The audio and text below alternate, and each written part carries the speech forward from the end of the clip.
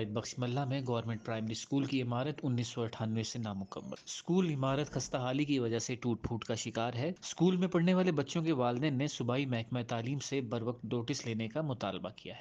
1998 से नामुकम्मल तामीर शुदा गवर्नमेंट प्राइमरी स्कूल खस्ताहाली की वजह से मजीद टूट फूट का शिकार होकर किसी खंडर शुदा इमारत का नमूना बन चुकी है। पाक एशिया वेब टीवी चैनल के मीडिया रिपोर्टर करम अली ने तफसीलात से आगाह करते हुए बताया कि खस्ता हाल स्कूल इमारत महकमा तालीम की अदम तोजीही के बायस किसी वक्त भी हादसे का सबब बन सकती है। हुकूमत सिंध को सूबाई महकमा